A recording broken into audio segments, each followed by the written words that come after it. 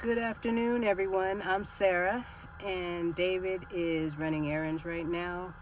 And I just decided to stay in the car, and I wanted to fill you in with what has been on my mind. If you haven't subscribed, make sure you do that right now and hit that notification bell so that you will be notified when we post a new video. And don't forget to like the video because that actually helps us with getting it out there to more people. Once you like it, and that really helps us out, and we really appreciate it. And we appreciate you just coming here to hear what we have to say and joining us, with laughter and just having a good time. That's what we're about, having a good time. We were at David's show at 2 p.m. It's like 5 o'clock right now, but at 2 p.m. he had a show, which is doo-wop. So I went to that. And then now, like I said, he's running errands, and then he has another show at 7:30 p.m. this evening, and that would be the Motown show. So I figured in between I'd want to talk to you guys just about, my girlfriend.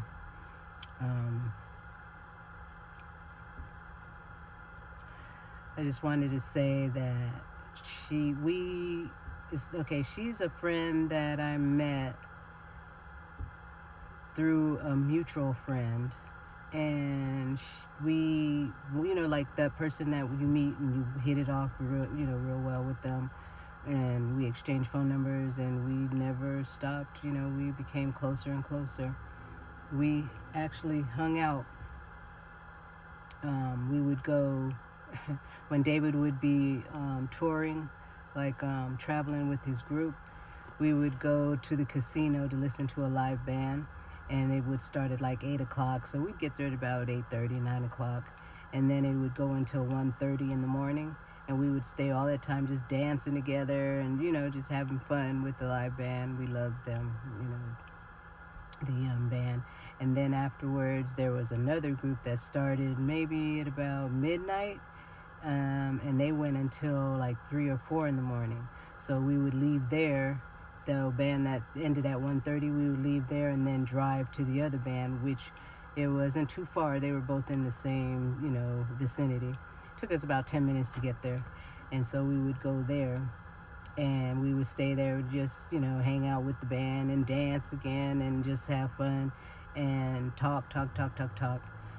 And then after we leave there, we'd go to either her house or my house and continue, just talking. And sometimes the sun would come up, and we wouldn't even really notice because we were just having fun with each other, just talking about, just a lot of things, our past. And we just had, she would tell me her deepest secrets. I would tell her some things, and, we just became really, really good friends.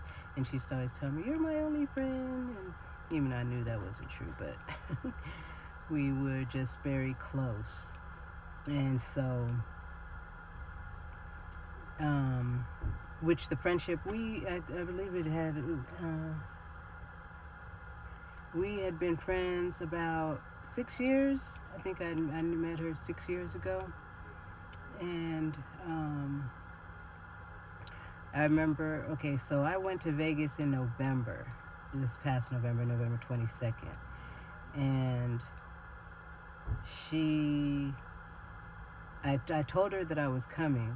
And then when I got there, I told her I was there. She was like, "You stay at my house a couple days," because I was going to bop around to different friends and stuff like that.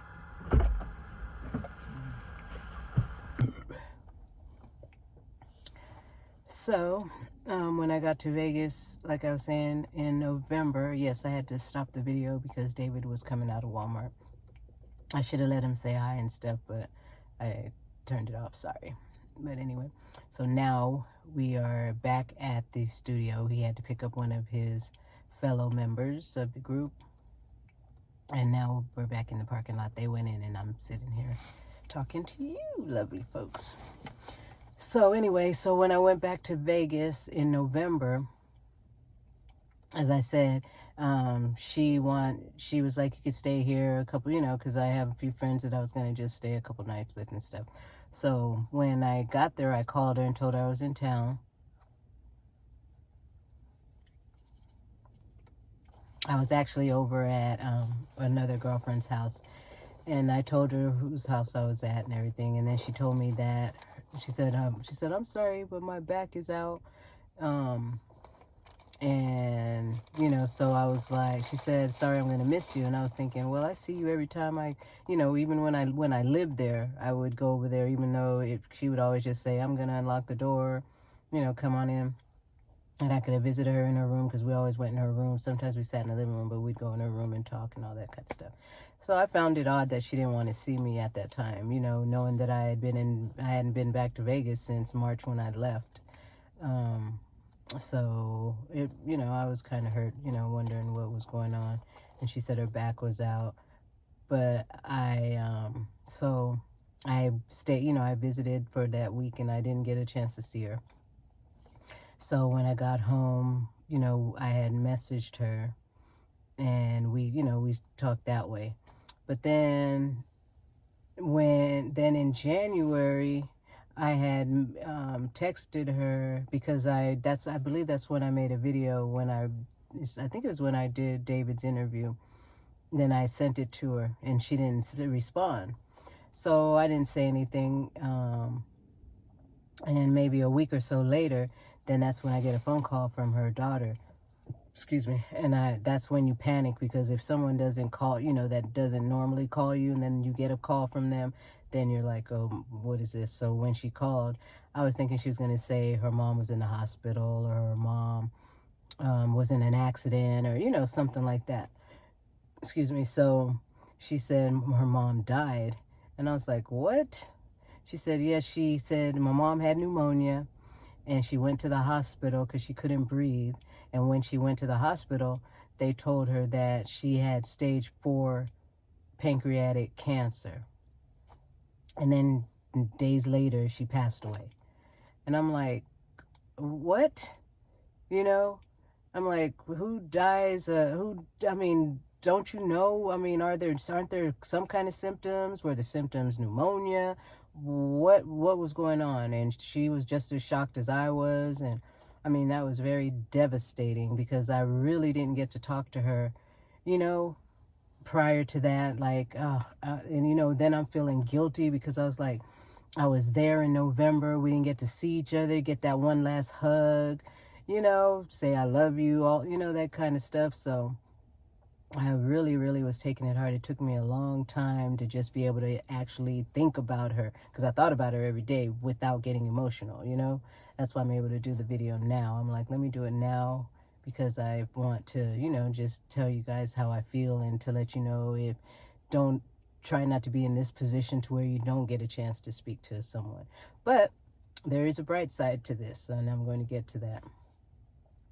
So, I just really felt for her children because, they're grown, but it was just, and she has a little grandson. It was just so shocking, and just because I could see if you knew that you were sick and, what I mean, months are going by and you know that you're going to die, or your loved one is sick and that they are going to pass away. Or to me, it's still hard, but it's not as hard as just suddenly you're gone. No preparation, no nothing, So, yeah, that was really, really tough. And it's gotten me so paranoid because when you get a call or a text or something, this one's in the hospital, this one is sick, And I'm like, I told David, I said, I'm not answering my phone.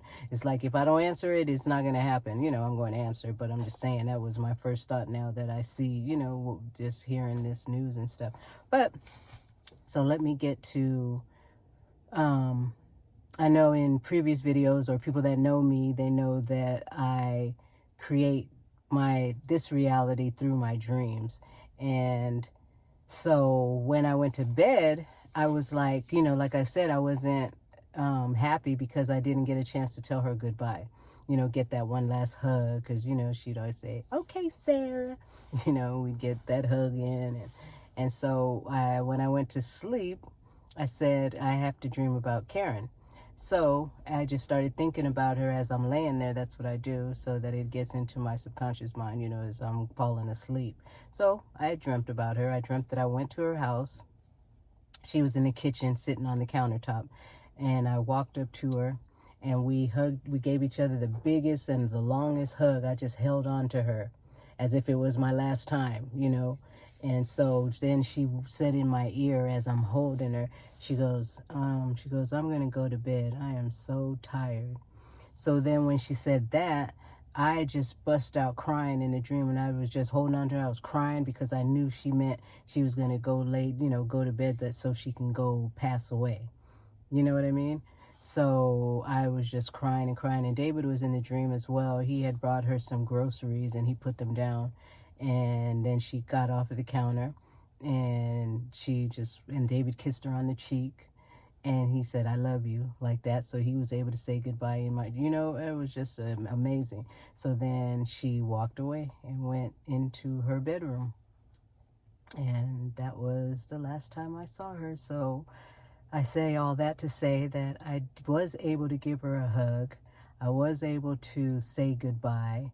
And that really, really helped a lot. I miss her dearly as far as us laughing and talking, picking up the phone whenever you want to, that kind of thing. But I know she's peaceful wherever she is. And I was able to tell her goodbye and get my last hug in.